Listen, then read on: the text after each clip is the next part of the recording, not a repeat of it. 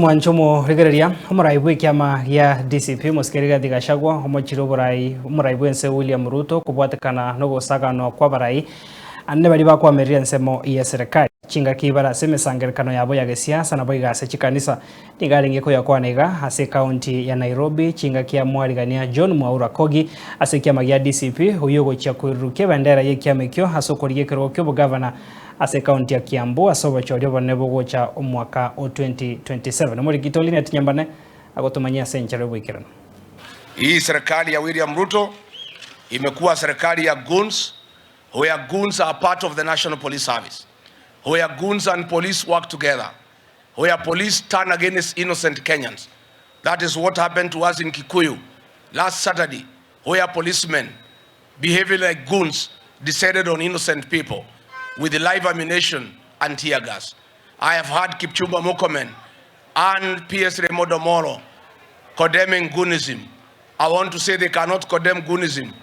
Kipchumba Murkomen and Remodo Moro are the perpetrators of goonism in Kenya. Gukwana kurwa ase amagacho amanene yekiama gya DCP imeomucho Nairobi omurai bwekiame kyo Rigathi Gachagua nigo agikeirie obusagani bwokwenekigwa gochia asabara yabo chinga kibare ase mesangirekano ase aragire kiara wizara y'oburendi boime nagoteba buna nigo ekubwaterana na ebibago ebibyabeire bikobasagana chinga kiechechyo Gachagua nigo airari bagerio nagwakera abasaembuya asokorokia omuchangobo omuya wogokonya ense anene asokuru gusegeta gochia asabasae bande kwerikia buna abakichikura EMEROBERIO bo oniko kadi. To appeal to our young people, the Gen Zs. The people of Kenya are looking upon you to liberate this country because you are fearless and you are tribeless and you cannot be manipulated and bribed by William Ruto. I want to ask the Gen Zs, my sons and daughters, my grandchildren, Kenya, our motherland, looks upon you to save this country. You are the only vote that we know that cannot be compromised. I want to commend you for what you have done so far, creating awareness among the people of Kenya through the smartphone.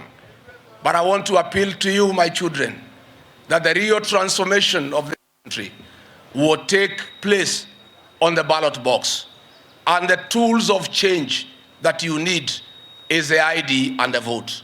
Nonye nabo Gachagua omochirie serikali ase obukurumi borororo anene ase omuroberi bobo bwenyo SHA nabo igo ase esekta ya maguta. SHA, that monster by William Ruto and Aden Duale, is the greatest fraud since the history of independent Kenya. It was a scheme to steal 104 billion Kenya shillings from the people of Kenya. The previous NHIF had proposed a system upgrade at a cost of 800 million to address the challenges that were facing the defunct NHIF.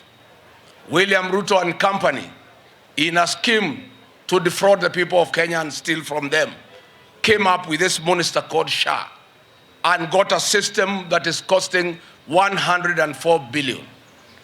Indeed, the truth of the matter is that they purchased the system at 1 billion shillings and they are stealing 103 billion from the people of Kenya.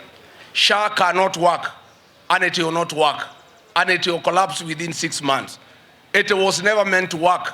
It was never meant to address the challenges that face the health sector. SHA was a scheme to defraud the people of Kenya 104 billion. We are told there is something called G2G. G2G means government to government. There is nothing like that.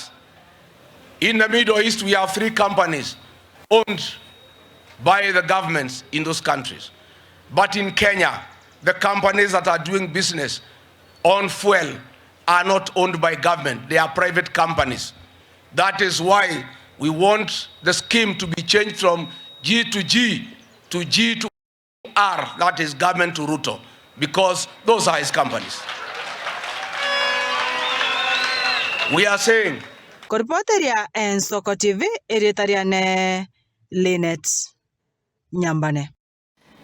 Bemono murigito Linet Nyambane no roboti rwa senchera yobo ikere no